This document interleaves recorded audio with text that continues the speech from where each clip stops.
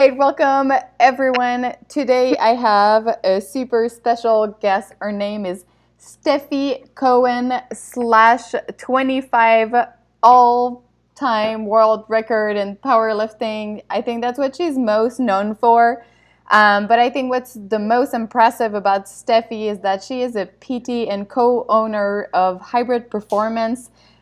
She's an extremely successful businesswoman, and there's not many people from the world of weightlifting that I think have been able to build such a business like she's done, this well-oiled machine. And I really look up to her for everything that she stands for. She's a beautiful, amazing woman, and I'm really happy to have her with us, and I will be stealing her brain like I do every single time we talk together. Uh, um, yes, thanks, Cami, for having me on the live. I'm excited. Any opportunity I get to talk to you is a blessing. So happy to be here. yes, last time we hung out, I was super, super sick, and I still stayed up until super late because I just always love catching up with you about everything and anything. Yeah, I think we're very similar, but still from different places. I agree. Goes both ways. So, gosh, there's so much about you that I just think most people don't know. Like, first of all, like you lift all this weight and you're tiny, and it's very impressive. But you have such an extensive knowledge about how to keep your body healthy, nutrition, just overall, like everything that encompass like fitness, but also everything that encompass like running a business. And that to me is just very, very impressive. Thank you. I wish people knew more of that. But yes, so did It's I?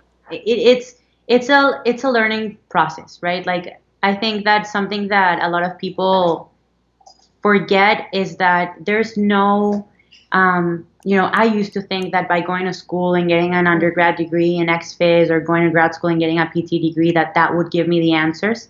And I think that you quickly realize you go through formal institution or you take a course or you whatever, and you'll never have all the answers, right? And I think that Mm-hmm. one thing that paralyzes a lot of people from making important decisions in their life is uncertainty and fear. Mm-hmm.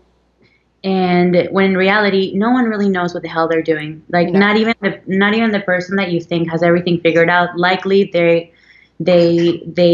feel anxious. Likely they think twice about every move they make and their Mm-hmm. decisions. They're scared about risks that they take. So we're all living the same life and we all have the same struggles. Really, Mm-hmm. you don't think so? So Yeah. Yeah, I think there's like a blessing when people like really don't have enough knowledge, the like kind of a blessing of the beginner that think that they know more than everyone else because it's the first time they have like a drip of knowledge. And I think, I know for myself, the more I know, the more almost insecure I am sometimes because I also understand that information is changing so fast with the research and everything, and like keeping myself up to date with not only like nutrition and fitness, but there's also a component of I have to execute those things to really look at the result and really see if it works, because it can be information on paper but doesn't mean that it translates to reality. And there's just so much. I feel like the more you learn about things, that it really makes you kind of doubt everything. Yeah. The more you know, the more you realize that you don't know Yeah. anything. But you Yeah. know what? For the longest time, I was in the quest for more and more and more about fitness, nutrition, and performance and all those Yeah. things. But and I thought that I had to be like the most educated person in Mhm. order to be successful in the industry.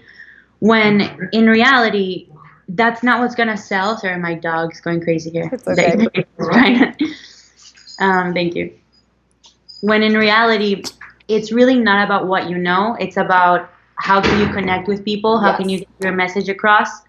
And whether or not people want to learn and buy stuff from you, essentially. Yeah, I agree 100%. I think you've started your business a much longer time ago than me, and for me, it was like kind of more towards the end of my CrossFit career that I could finally have time to, just I wanted to help people more. So I started, and I realized a couple of years ago, I would kind of get mad at seeing like, fitness influencer and X, Y, and Z just kind of vomiting wrong and false information and be like, how the heck do they have so many clients? And I was so worried for me to just really have the best up-to-date information and go in depth and everything. And it's like, instead of being mad at like, hey, I do have this and I don't understand why they go see you, you really need to flip your brain and be, what are you doing that I'm not? Because obviously whatever you're doing is working and I should learn from this. And I mean, I agree 100% with you. I think on the fitness side, it has to come just from connection, and then from there people like are likely, well, that's reaching me, that's what I want with my goal, way more than, oh, that's great information that is way too advanced anyway, and I don't get what you're saying. Exactly. Exactly. Yeah. So how you present your information, how you present yourself, the value that you're adding beyond the information that you're providing, all those things are super, super important. I think was it Chris Bursley? I don't know, one of these like super smart geeks that are PhDs. He has, in my opinion, one of the best books about strength and conditioning. He has one that's about strength and one that's about hypertrophy, and he sells them for $3. That's awesome. Dollars, but it's crazy to me. I'm like, dude, Yeah. you understand? But that's the difference, right? Like, this is a person that knows a lot about health and fitness, but in my opinion, doesn't know much about business. Yeah. Those are amazing books, like that have a ton of value. Yeah. Do not sell your book as a PDF for $3. Yeah, I feel Than that. I think I don't know what to say, but I do feel like that sometimes, even for myself, where like I just want people to get it and have it. But then also I'll way undersell myself, but then that's like all of a sudden the value that people think you're worth, and you're like, no, I'm not worth that. I'm just trying to be generous here. And we kind of had that conversation together where it's like, you just have to be fair, and and that's it. This is your value, and that's it. But it's hard.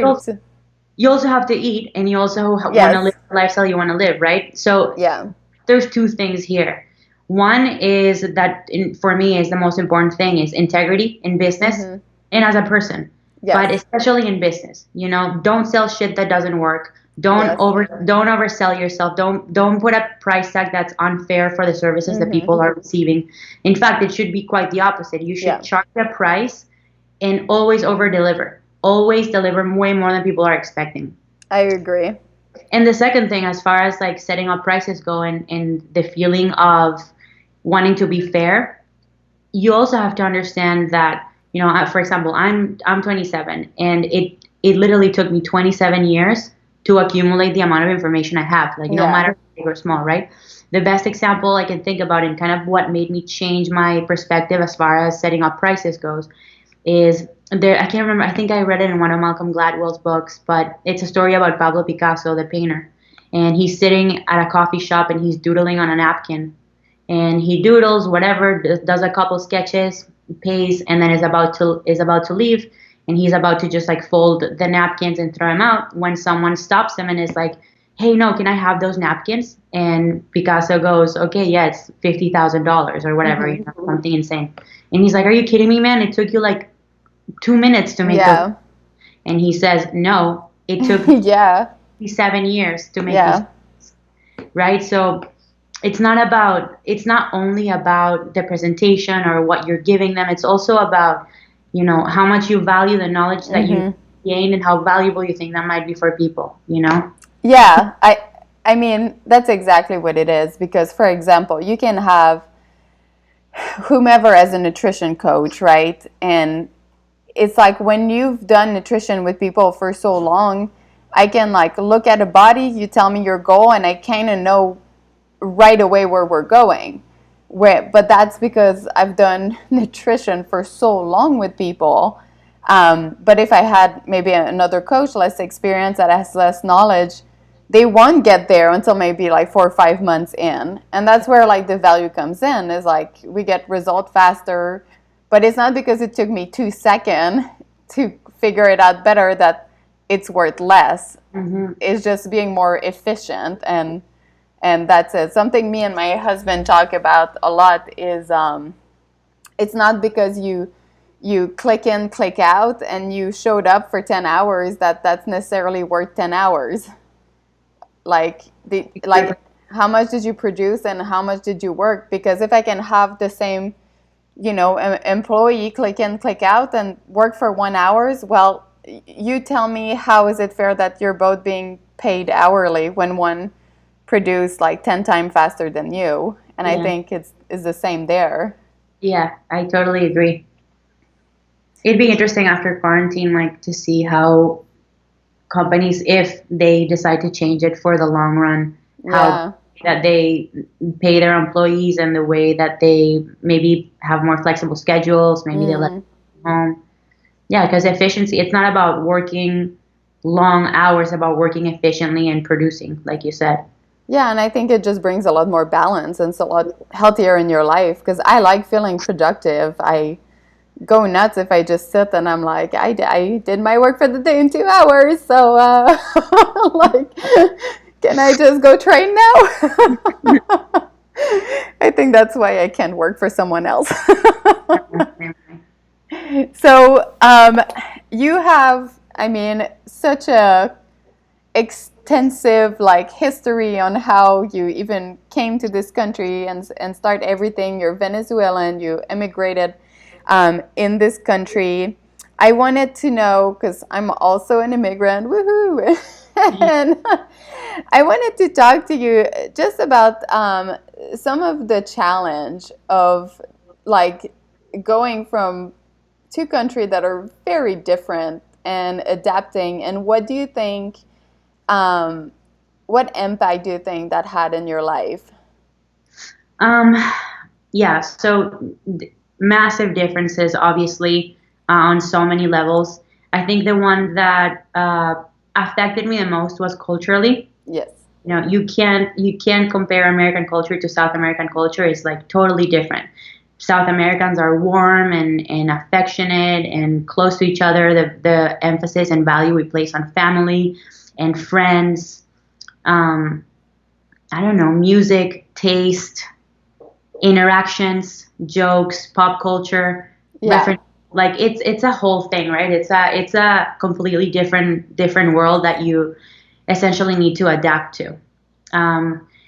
So moving, I remember the first year that I was here, and this sounds silly, but I guess it was part of my experience. How do you call it in English? Whatever. Like it's really cheap to hire people in Venezuela to do like regular jobs, like cleaning your house, driving you, really cheap, and it's common for like almost everyone to have a cleaning lady or a driver or a chef or whatever. So coming here, I remember I called my mom from the dorms one time, and I didn't even know how to do my laundry. It's like silly things like that, but that are like, wow, I never even appreciated the work that it took to do your laundry, fold it, or have to go grocery shopping, cook your own meals, or all those kinds of things. And then on the other hand, there was the language barrier. Yes. Which was super difficult for me, especially like reading comprehension. I could defend myself. I could talk a lot slower than I'm talking now and a lot less fluidly, but I could defend myself. But reading was completely different. So test taking was super hard for me. My first year or two of college, I think my GPA was at like 2.5. Really, really bad. I was struggling. It's not that I was dumb. It's just that I couldn't understand what was being said to me. I understand 100% because English is also my second language, and I came pretty much the first time I qualified for the CrossFit game in 2010 was when I was like, well, gotta really learn this language good now. Yeah. Yeah, I would do interview. It was so bad. I remember legit my first interview. I have no idea what they asked me. Like, I don't remember what the question was, but I decided that I was going to answer with my favorite food. So, Stop it. no, I'm not joking. Yeah. Yeah. That's incredible. I was like, I love ribs and cheesecake. Oh, do you have that interview saved somewhere? I would love to see Yeah, that. I'm sure I can find it. I'm pretty sure like I have no idea, and I would never stop saying the word like. So like this girl and like this, and I was like that. And it's Because like it buys you some time. yeah, yeah. I don't know if you had a word when you started to learn English that you would just fill with like everywhere for me. That was my word. Oh man. I have a really funny story about.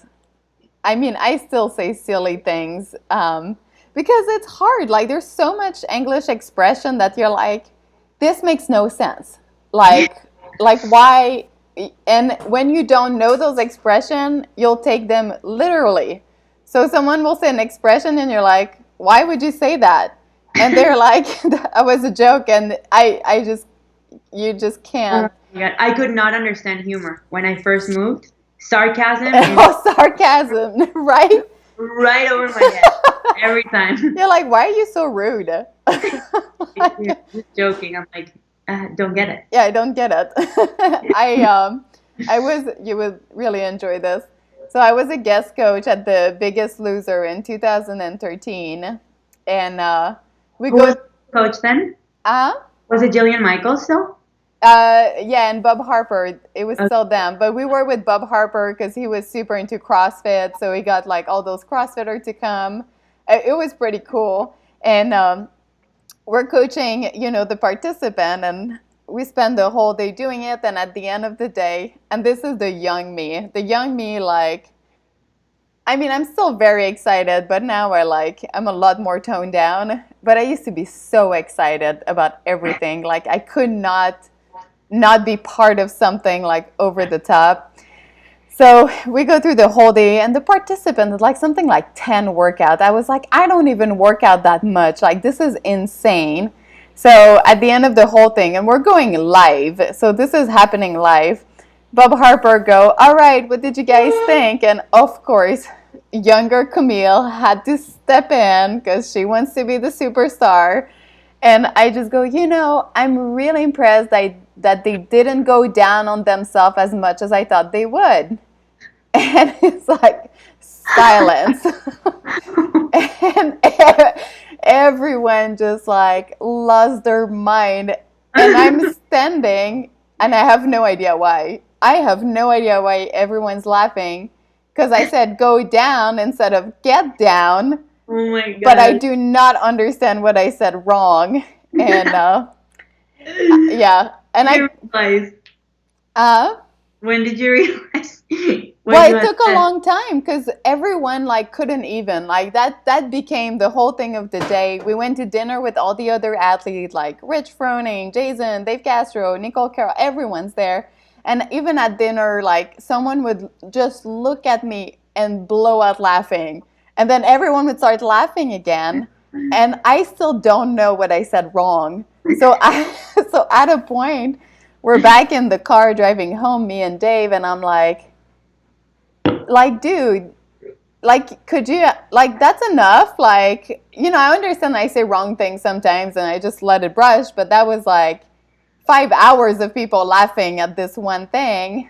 So I told Dave, and I was like, could you have stepped up at a point? Like, I don't understand. And then he was like, Cam, you don't know what you said. And I was like, no. And then he said it, and I go, oh, okay, that's funny. We're good. It is really funny. I think they were laughing with you. Oh, yeah, but because I didn't know what I said, I couldn't laugh at it. And I'm sure this has happened to you a lot, but when you come from another country and you have a big accent, for a lot of people, this is such an easy place to bully us. Oh my gosh, yeah. So it's hard to know when people are laughing at you or you said something truly, cute or funny. Yeah. So at a point you're like, especially like the mean girl.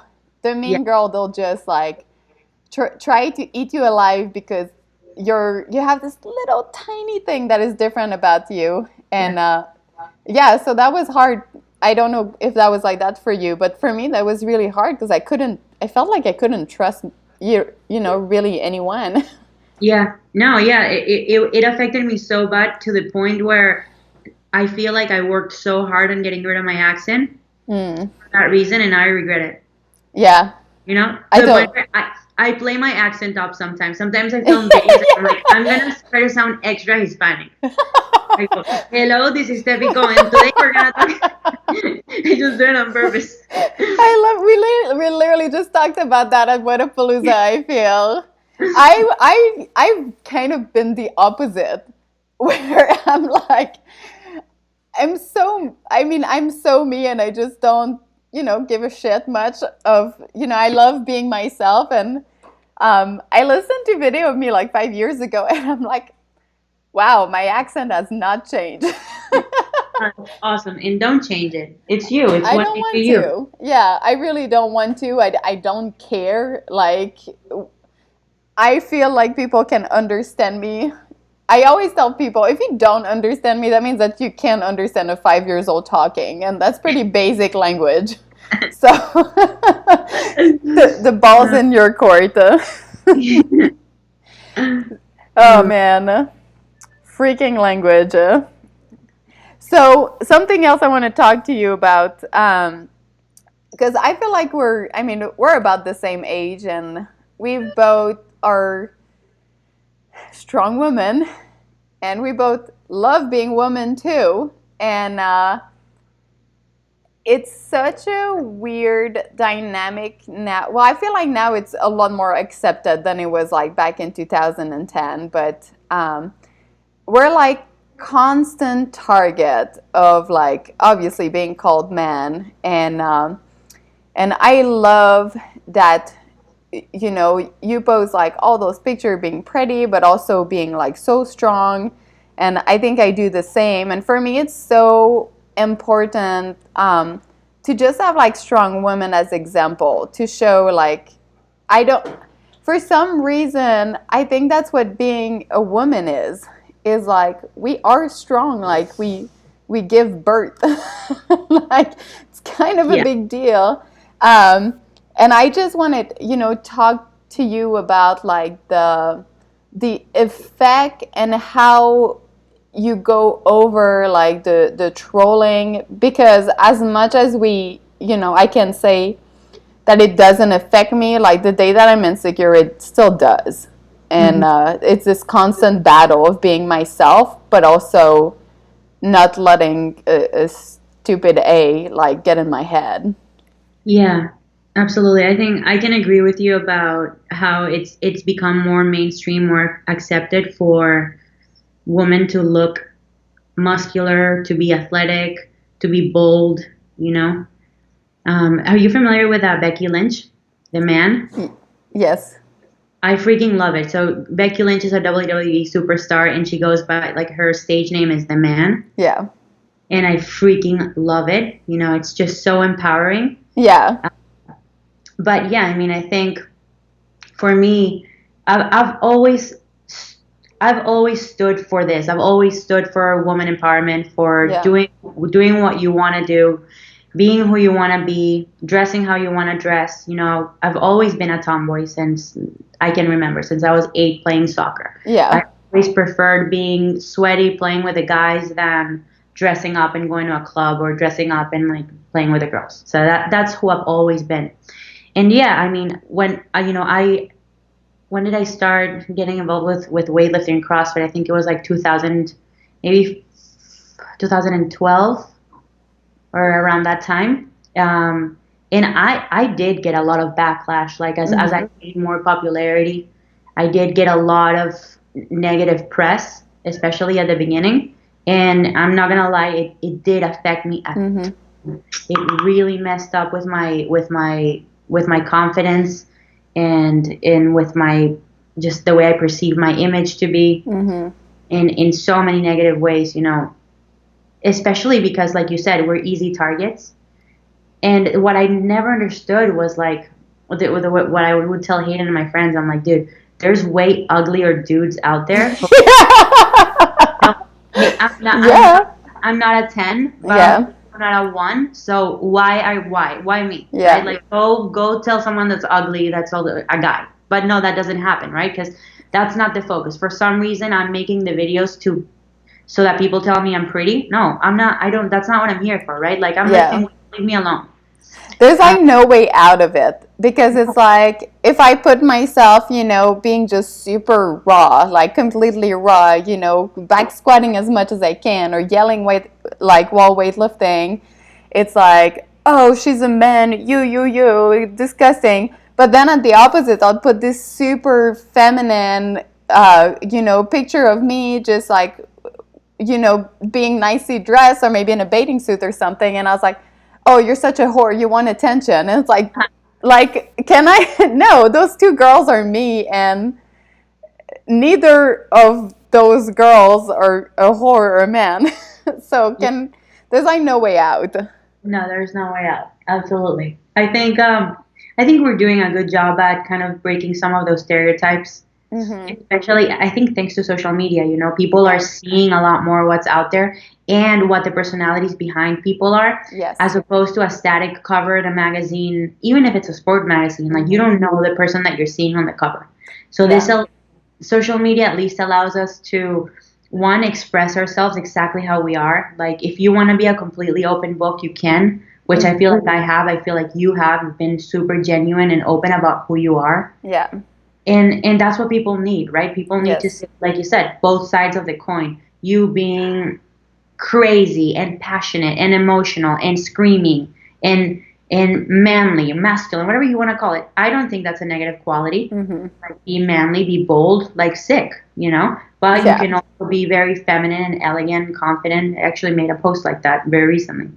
So the fact that people can see that and that you're putting yourself out there and that you're embracing both of your sides, I think that alone empowers other women to do the Yeah. same if they feel like that, right? I'm not saying everyone should be like this, but if you want, if you feel in your heart, then what's stopping you, right? Yeah, I definitely don't think anyone should ever tell you how you should be and how you should feel. Like, if you want to do whatever you want, just do it, and that's it.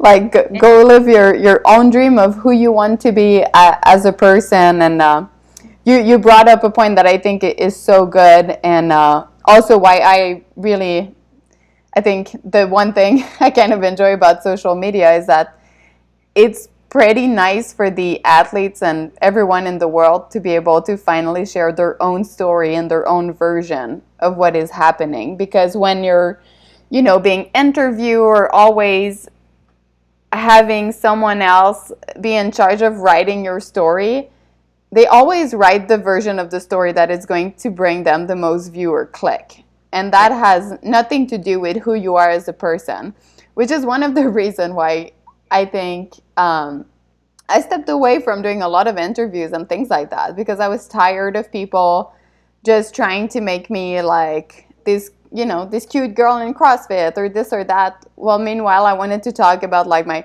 chemical engineering degree and I wanted to talk about like science and like, literally just talk about my favorite food and my favorite movie. But all they want to talk about is like try to bring a rivalry between you and this other girl, and when you got this no rep, like you were pissed, like are you a little brat? And it's like, what is this? Like, Yeah, no, it's not yeah, real. yeah. No, you're right. It's good that at least we have our own platforms, and you know what's great for that podcast? Did you start Yeah. your podcast? Well, we're starting right now, me and you. Well, I haven't started a podcast, but I've started those interview Amazing.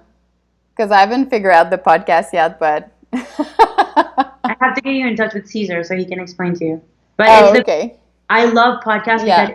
because if I say something on social media and it gets misconstrued or whatever, Mm-hmm. I immediately address it on my podcast, just head on, and I love it. Yeah. It's because no one can comment back, right? Like I pretty much can say whatever I want. Yeah. It's my fucking show. I know. I like that. When you get to say your full story, I think I think people love making up in their own head. They love filling the blank of what fits in their own life and their own value and where they want that story to go. But I rarely ever met someone that did something maybe I was like, yeah, that's weird. And then I talked to them. I'm, oh, okay. Like, it's rare that you just go deeper in that hole when maybe you just see a little clip of someone and you're like, whoa, they did that. And then you talk to them and you realize everything that happened behind the scene. And you're like, all right, I would most likely have flipped out too.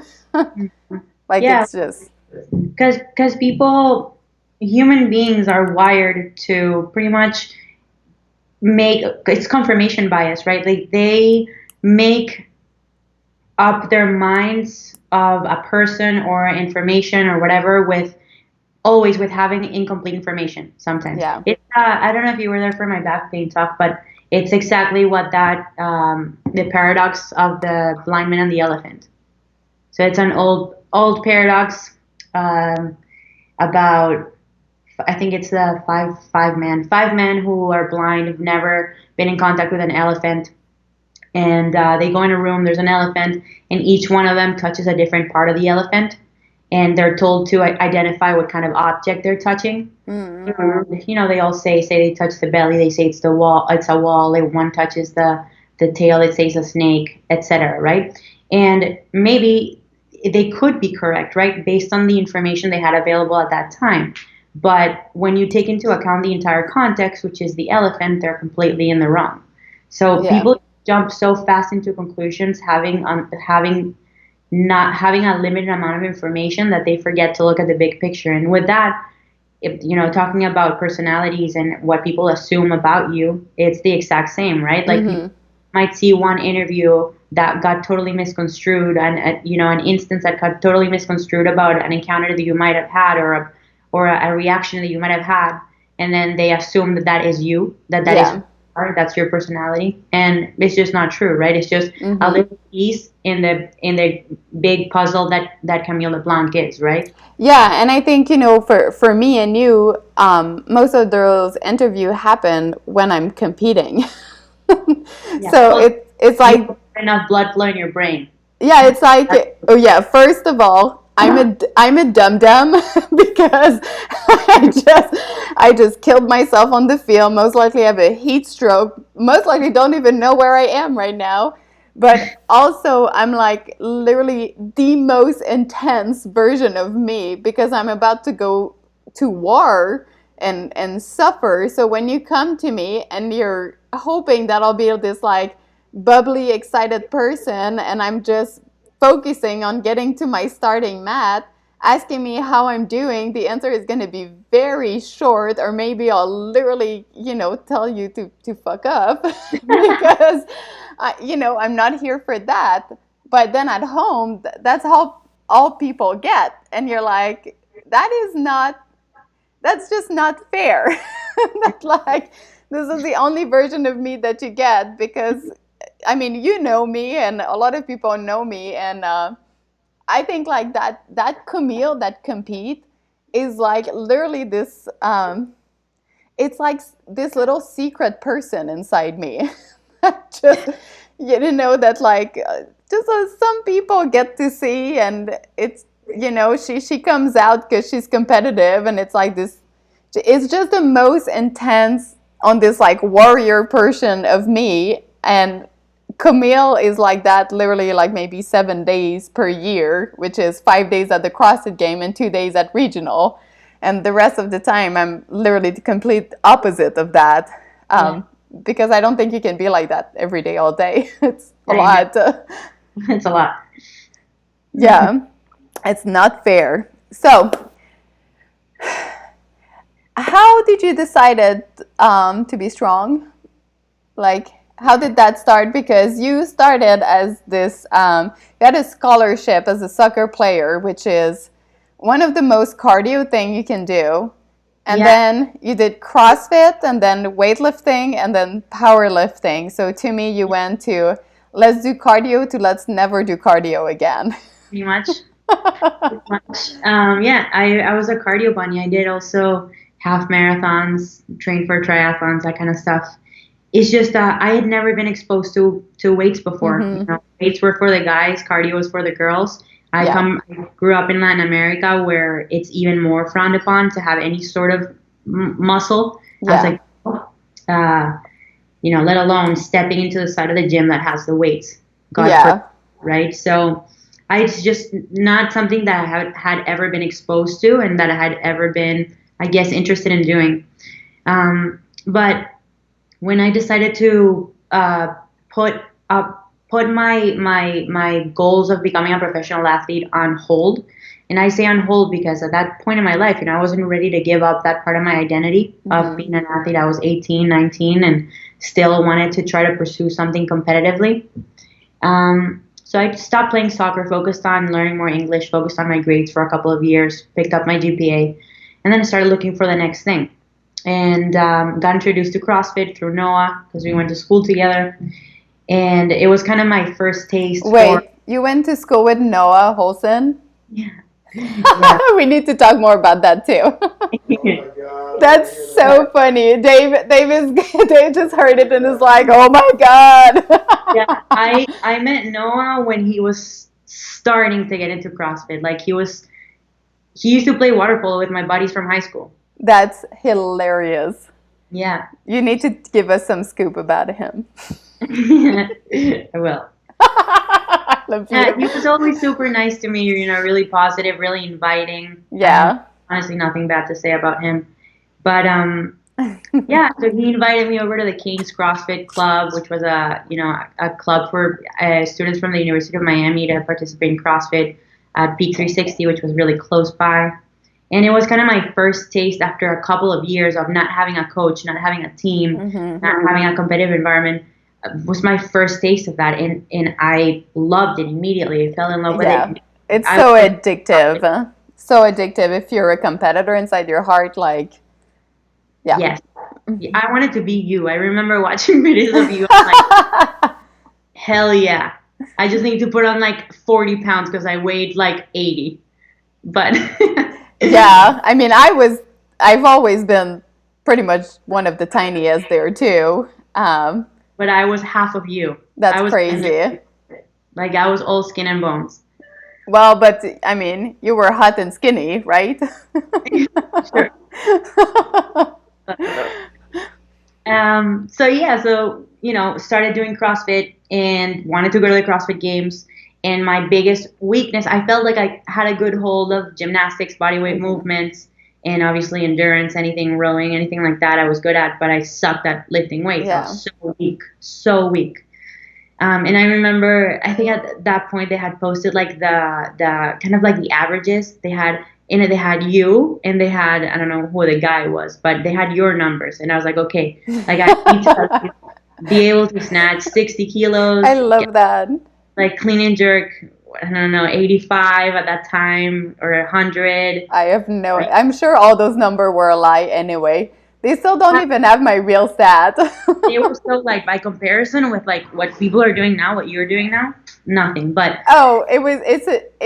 you look now at what was so cool in 2010. It's like it's nothing. It's so bad. It's nothing. It's so bad, but it's awesome to see how much the sport has grown. That's what it kind of, brings it up. So you try to outlift me, which now you're doing successfully. No, I don't think so. I think our weightlifting numbers are pretty much the same. Yeah, but that's different. I mean, because you had to sacrifice some positioning to get to your world record, and yes. that comes with being specialized in something. Like for me, in order to be as well-rounded with my overall fitness, I had to sacrifice specializing in pretty much anything. Yeah. Like if I got too good at running, I would have to go back right away and look at my lifting number to make sure I wasn't getting too weak there. And if the lifting number were holding up, I knew my program was working. But if you're trying to have freaking squatting world record, well, I don't think you care much what your mile time drop to or go up to. Yeah, no, that makes Yeah. it a lot easier, to be honest. So that's what I realized, right? Like when Yeah. I started doing weightlifting, my numbers started going up and I started ignoring everything else. Yeah. I was like, oh my God, like in order to actually go to the CrossFit Games, I'm gonna have to do so much. Like I was so far behind. You at least had gymnastics. I didn't even know how to use the rings or how to do hands, nothing. So at that point I was like, okay, I just don't have the time to dedicate to actually learn all the skills and dedicate the amount of time that I would need to dedicate to go be really good. So I decided to focus on weightlifting. Yeah. And did that for like 3 or 4 years before I transitioned to powerlifting. And it was, again, out of necessity. I started in school getting my doctorate in physical therapy, and it got harder and harder for me to train. You know, I had to be in school for 8-9 hours, study almost every day. It was just so mentally taxing that trying to get 2 sessions in every day, it was just unrealistic. I wasn't enjoying myself. I wasn't improving. I was hurting myself. So at that point, the reason why I switched to powerlifting was so I could get better at weightlifting. I was like, okay, I'm just going to put weightlifting on hold for like a year or two, just get stronger, keep doing weightlifting a couple times per week just to keep, you know, my form, my technique, and then I'll go back to it, try to go to the Olympics or something. But then, you know, I kind of just powerlifting kind of found me in that sense. Right? I found something that I was good at. I was progressing really fast. It kind of just came natural to me. I enjoyed it. It fit in my schedule. Yes. You know, training for powerlifting is only, you know, you can really get away with training, I don't know, 1 or 2 hours every other day and still like see significant improvements, which is nice. Which, please, everyone at home who wants to get strong, take note of that. Yeah, don't go crazy. I mean, so many people that will come to me and my husband are like, I want to get stronger. And we're like, well, do legs once a week, destroy your legs. You should have been training more than 1 hour and recover and keep going. And they're like, yeah, but I want to do the cardio and I want to do this. I want to do that. I was like, well, let's go back. Do you want to get strong? Because it's really hard if you're putting a lot of volume on yourself. But especially people who like CrossFit, I think that's the mindset. More, Yes. right? I remember going from CrossFit to weightlifting and powerlifting was like, it's a completely different mindset that you have to have. Less is more. Yes. Especially in powerlifting, especially if you want to get strong or build muscle, you have to recover. And stay safe. Yes, and stay healthy. Otherwise, what? Yes, otherwise things are bad. Yeah. Dave wants to come in the conversation. What's up, Dave? Wait, I need to take you off my ears. Been what? Give me one of the ears. No, there's only one ear at work. Hey, is there too much echo? Oh, I hear echo. Oh, I have to put my ears back. That's why I'm using. Wait, is this working? Stefi, look at what Camille made. I can't see it. I made a baby blanket. Is this good? Is there an echo again? No. Oh, okay. I use the. You give me one ear. All right, but oh yeah. Okay, let's ask you the question that Dave has been wanting me to ask you. The question is, what's your problem? What's your problem? Really sorry. That wasn't my question. I'm joking. I have so many. So. Where do I start? Call my therapist. That wasn't my question. That's hilarious. That wasn't my question. Wait, I feel like we can't be. I'll tell you what my question is. We know a lot of people who are great athletes. Okay.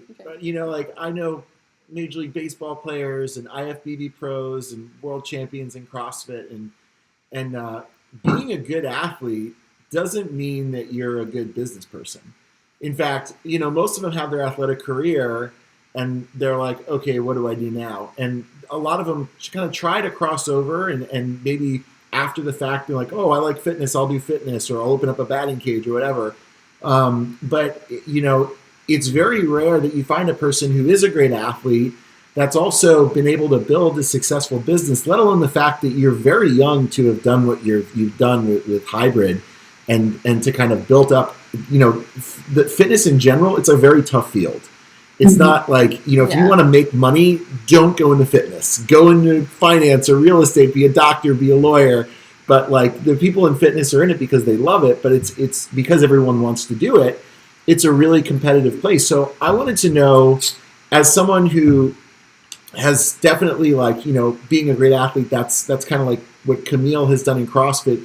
She had a good platform to start from to be able to try to convert that into a successful business. But what are some of the things that you and Hayden have done that maybe are a little different, or some things that people that wouldn't have necessarily thought about, that it's made hybrid fitness and you guys as successful as you've been in a pretty short amount of time? Yeah, it's a great question. I think the first thing is making sure that the business is not, or if it's something that you want to do, if you're sure that you want to stay in fitness in some capacity, you love being active, you love helping people, maybe you want to introduce more people into your sport, that shouldn't come as an afterthought. So that's the main mistake that I see people make, is like they're waiting for their career to be over to start, when in reality you should be positioning yourself and doing things that are going to allow you to be able to start a profitable business at some point. Not wait until that happens and then put something together on a PDF or like on a Google document, Yep. So for me, obviously, like my identity as an athlete was extremely important, which is why I made such a huge effort and sacrifice in trying to find something that I was good at and pursuing it while I was in school. But I made sure never to lose sight of where I wanted to be when I was 30, 40, or 50, right? Which is a successful entrepreneur living the lifestyle that I want to live. Yeah. Which is why I stayed in school. I got a doctorate, in something related to fitness. I networked a ton. I researched a ton. And essentially, like I was saying, I prepared myself for this moment, right? For the moment where I was able to be out of school and able to dedicate time into growing my own personal brand and business. Mm-hmm. So I think that's the first thing, just making sure it's not an afterthought, and making sure that you're getting better every day. You're learning something every day about business, or you're positioning yourself for the future as best as you can. So I like what you said there, because it kind of reminds me of athletes and their goal setting. Like if I were to say to you years ago, like, oh, you're going to do some powerlifting. What do you want to be? I want to be a powerlifter. You were probably like, no, I want to be a world champion powerlifter. Or if you say somebody with regard to their careers, like, what do you want to be? I want to be a trainer. I want to open up a gym. Versus, no, I want to be a factor in the fitness industry. I want to change the game, because people are either answering the same question with the same answer, or, my encouragement to people is like, why not answer it a different way? Or why not answer a different question? Because everyone else is doing it. And so at a certain point, like, what do you want to do to be special? So what is the ultimate goal with you in hybrid? So, you know what? I'm not a big goals person. I think goals are great because they give you a sense of direction.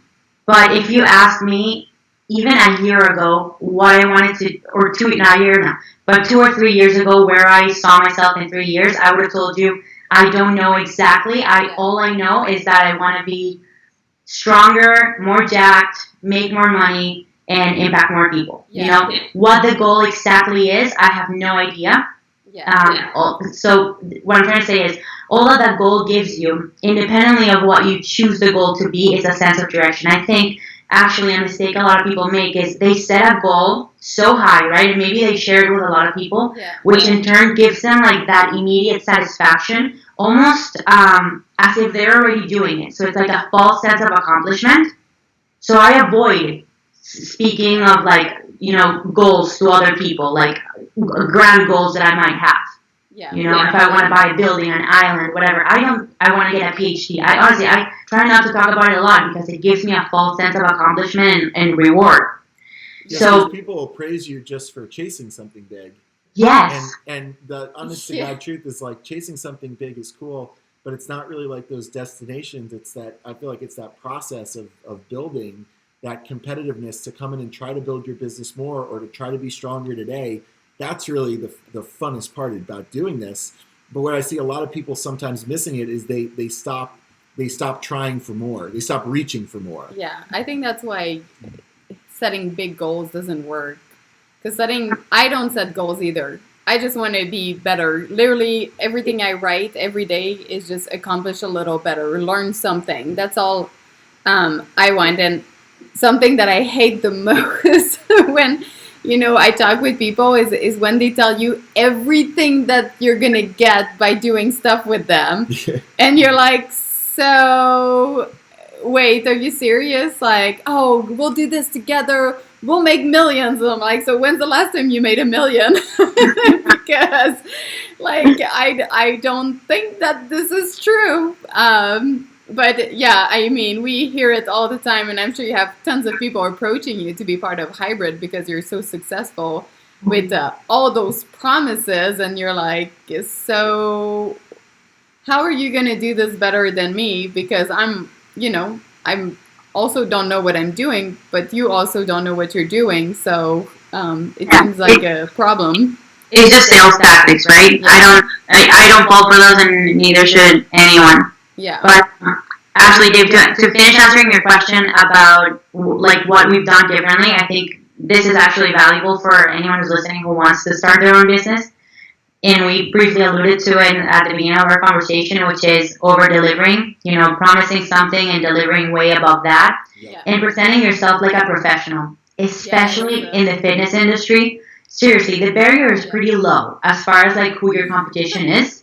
No offense. Yeah, but I agree 100%. And that's why the people that I've seen be really successful are like, you have people that are great coaches, and you have people that are great businessmen and women, right? Maybe they have a background in finance, or they've built some businesses before. And good entertainers. Yeah, or they're good entertainers. But like, it's very rare to find someone who's a good trainer and a good business person with a vision. Mm-hmm. And like, one of the things that I think people are sometimes attracted to is this idea that like, oh, the business is so sexy. You guys just lift weights all day and have fun, and everyone wants to do what you're doing. But like, to be honest with you, in our experience, like success is not like a sexy thing. It's like a dirty grind every day kind of thing. Yeah. And the people that want to be a part of it sometimes are like on board for the popularity, but they're not so much on board for like the hard work, Yeah. But you know what? You see, those people get weed out.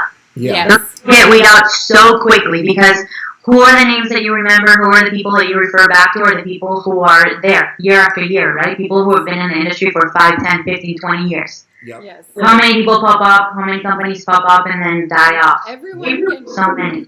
I mean, just in CrossFit, like, because that's where, I mean, I've been there for 10 years at the highest level, but the amount of people that comes for 1 year is like staggering, because I think a lot of people can work hard for 1 year and have the motivation, but the difference is, like, for example, I'm like this newbie now with my business, so I feel like I'm back to the beginning of kind of my CrossFit career where I'm just learning, and I'm so happy that I have this crazy experience of 10 years of just pounding my head on the wall type of deal, but I'll like be in a really hole in my business, not sure what I'm doing, all this self-doubt, like I'm working so hard, I don't know if it's going where I want to go, and it's just once in a while I'm gonna get this little spark of like, maybe.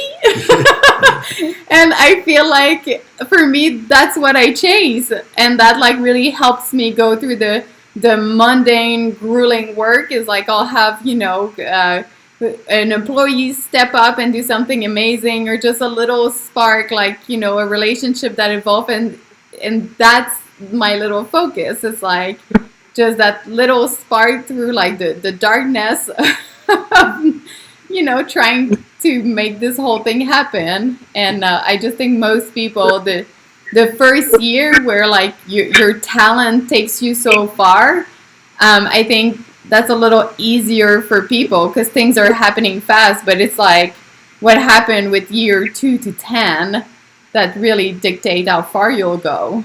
Yeah, my weightlifting coach, when I first started with him, he said, it's easy to get to the top. What's hard is to stay at the top. Mm-hmm. And it not only applies to sports, it applies to, like you're saying, to business.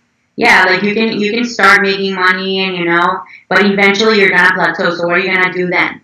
Yeah. Are you like gonna think critically and think about ways that you can continue improving, continue innovating, continue providing value, or are you just gonna like sit back, be conformist, and eventually wait for your business to plummet? Because that's what's gonna happen if you don't. If you're not growing, you're dying, right? Yeah. That's to me. There's comfort in like mediocrity, right? Like I think a lot of people get started, like I see them opening up gyms, like open up a CrossFit gym, and they'll be like all gung-ho about like we're gonna train people, and then they get into a groove, and it's almost like that fire gets extinguished to a point where like they've done it and they're just kind of cool staying there, and that same drive doesn't continue. And one of the things I picked up on that you just said was like that idea of like under promising and over delivering, because I see this with like fitness influencers. Like being a popular person is awesome, but that doesn't really give anybody anything. Yeah. Like what gives somebody something is like you spending the time to like write the extra email, or to make sure the program is extra detailed, or to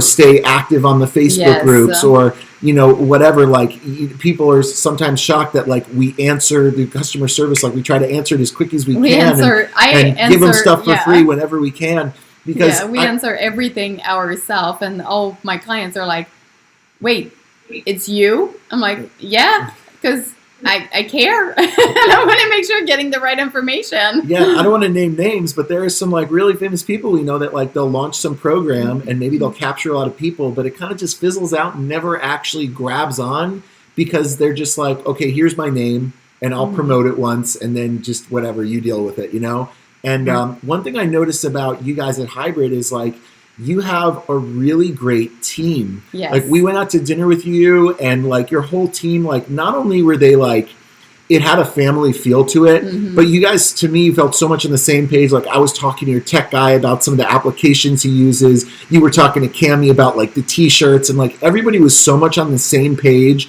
And I even noticed this when we came over to the house for dinner with your members. Like you're making that hybrid community like your family, and that investment is something that's felt. So I wanted to know, what are some ways that you guys use to do that? So yeah, this is a really good point actually. So company culture has been really important to me, and community. So from the beginning, like from when we first started Hybrid, opened the gym, we've always gone above and beyond to kind of connect with people. Mainly, selfishly because I like having friends, but also because I like having people, making people feel better, making people feel like they're a part of something that's bigger than themselves. I think, part of being a leader involves pulling with your team, not just, giving people orders and expecting people to do things for you. Like, I think people who work for you need to feel like you're on the same page, like you're all on the same team, you're on the same level, and you're pulling the sled with them, right? Yeah. Instead of on the sled and like waiting for them to do all the work. Yes. So, that's part of the approach that I've taken. Now, as far as relationships go and making the team feel more unified, I think that's it could be a good and it could be a bad thing. So we've actually run into a lot of issues just because of politics and personal relationships. We've hired a lot of our friends, or we've hired people who have become really good friends. Yes. And because of how tight we've had the team, the community, and that could also be a problem. So honestly, I don't have the answer right now as far as like what would be best, because obviously it's good to have a tight team, and they, when times are good, times are great. Yeah. And I think you guys were there at a great time, but there's been really tough times, where like personal conflict and politics start happening, people are unhappy, maybe you have a misunderstanding, something happened with a paycheck that they didn't like, and it can get really uncomfortable. There is definitely this place where when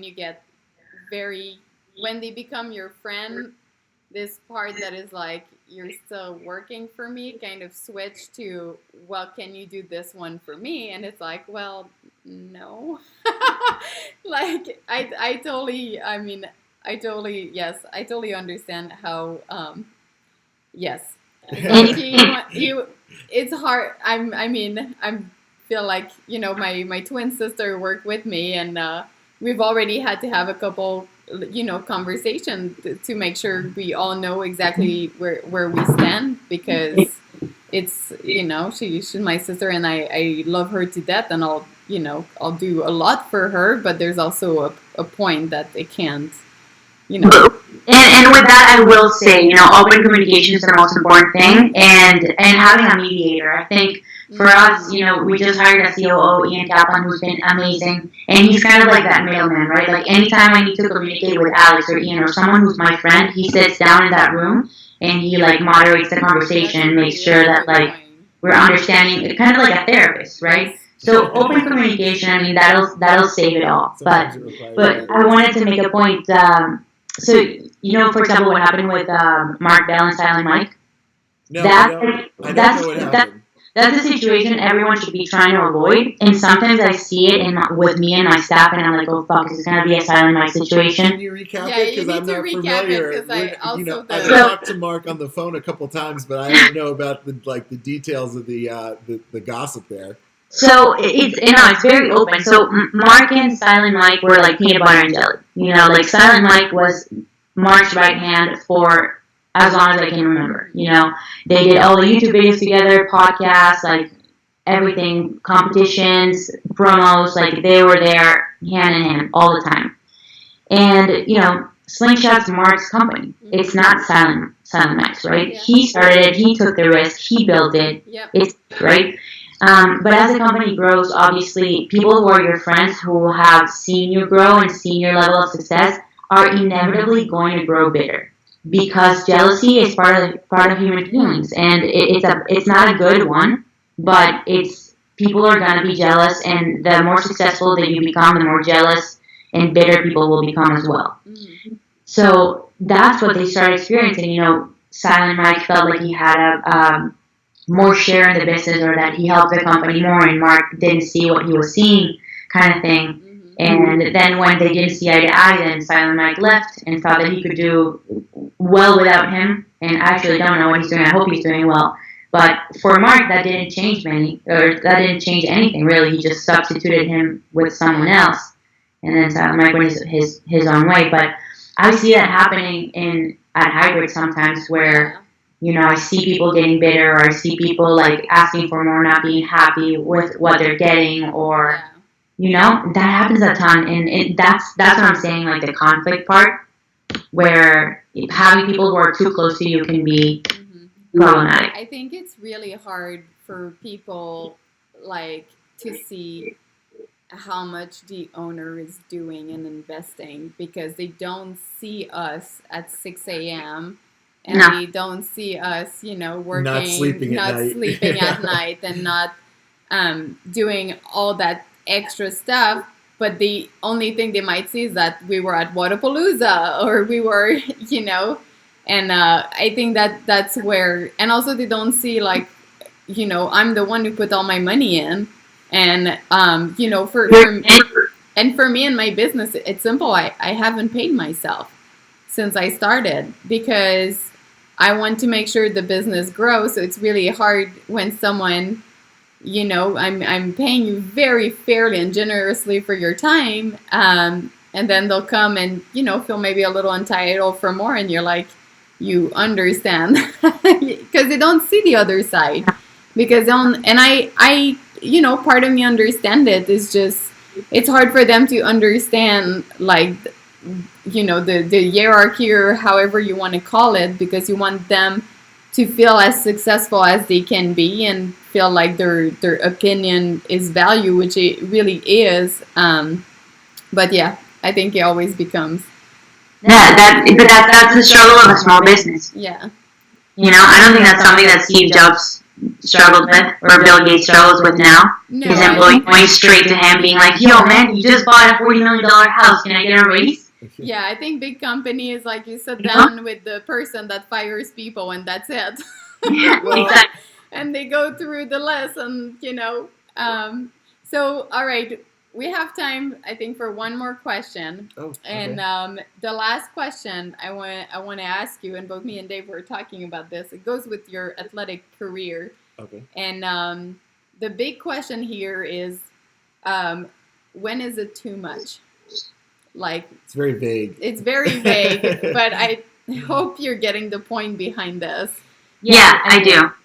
I think it's too much when you start sacrificing your health significantly. Yes. Yeah. I think, you know when that point comes, where like, I don't know, maybe it's a musculoskeletal injury, you can't do basic functions right at the expense of trying to perform. Yeah, that's exactly why I retired, because my blood work was really bad, and they were saying I was going to struggle to get pregnant, and I literally stopped that day. Yeah, she walked out of the doctor's office and she goes, "Well, I'm not doing I'm CrossFit done." anymore." And I Well, instead of doing CrossFit, I mean, like not competing at that world level anymore, because I think people are all on board for like, oh, I want to be a champion, I want to work hard, I'll do anything to meet this goal, and then one day they'll be hit with something where they're like, hey, I didn't sign up for this. Like, so. Well, you don't know what you sign up for when you're 20 years old. That's the thing. I never thought about, maybe having fertility issue for just pushing my body too hard, or like, my joint starting to fall apart, like having, lower back pain, knee tendinitis. I've already had a shoulder surgery, most likely need another one, but when you're 20, it's just no one talks to you about it. I don't think I would have listened anyway. Maybe a little, because I'm not dumb, but you don't have the support for like someone being, hey, you do this, rehab protocol with it. Or I wish I had that. I would have done it, because I'm a psycho that follows rules. And I'm sure it's different for everybody, because like it's kind of like, is the juice worth the squeeze scenario? Like if you ask Ronnie Coleman, like, do you regret like doing those 800-pound back squats with torn discs? He's like, no, I only regret I didn't do more weight. And that's him,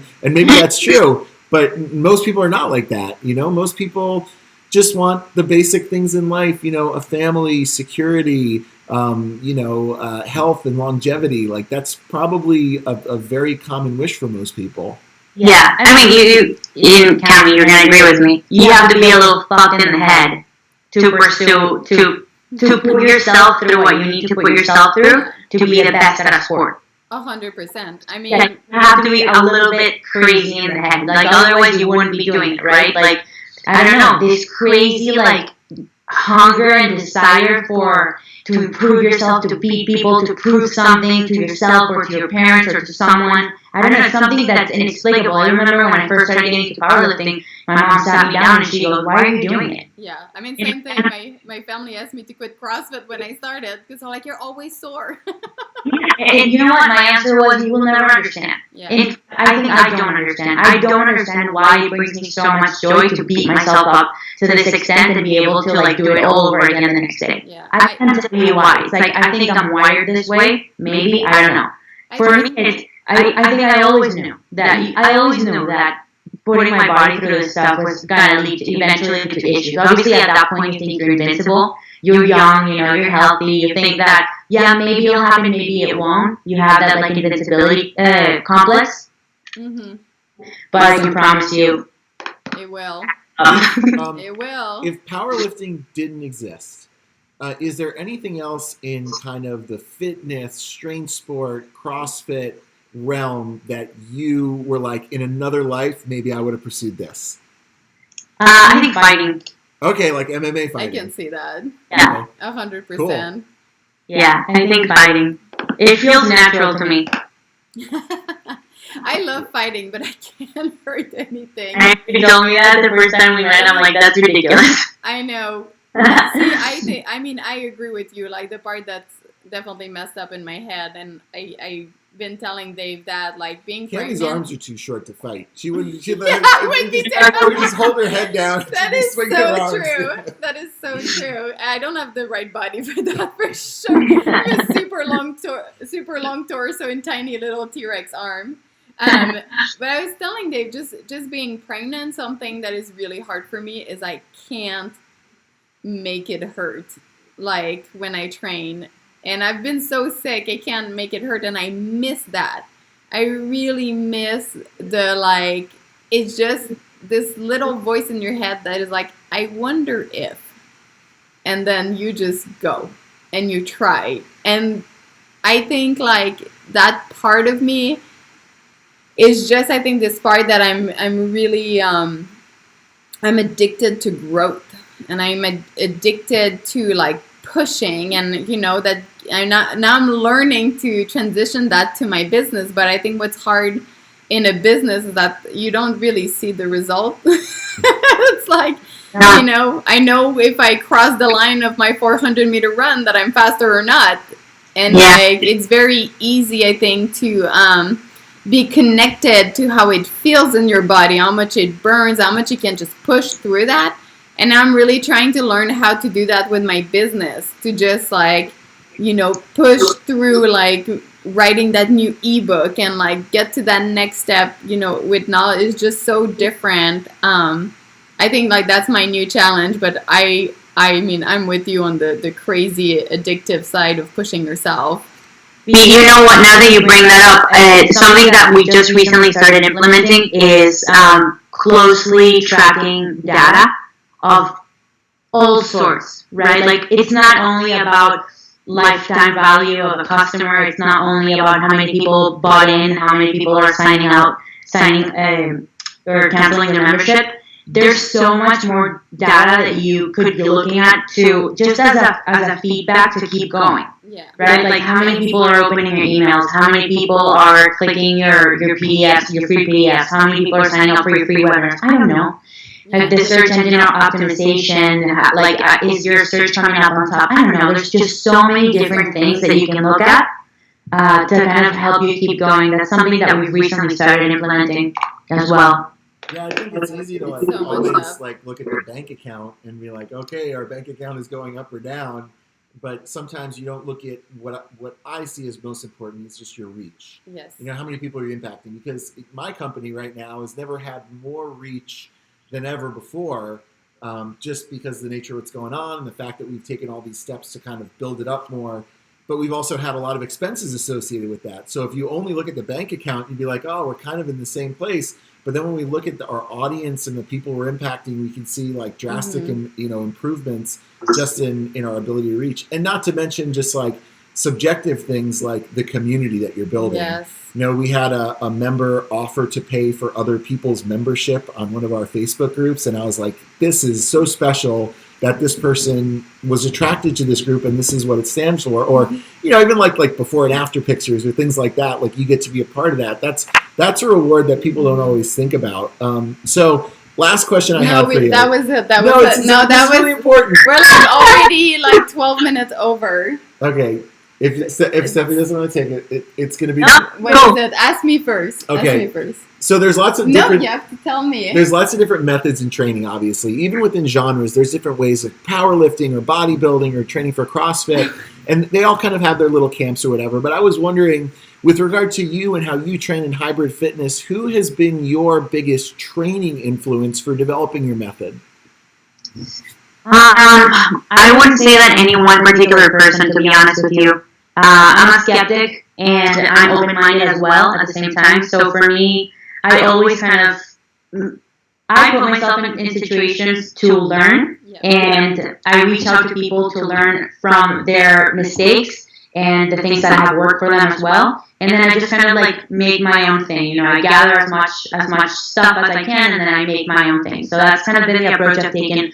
I can tell you who are some of the people that I've reached out to in the past: Stan Green, Chris Duffin, Mark Bell, Taylor Woolham, Joe Sullivan, as of more recently, obviously Hayden, a ton, my weightlifting coach. But it's just been a cumulative kind of effort.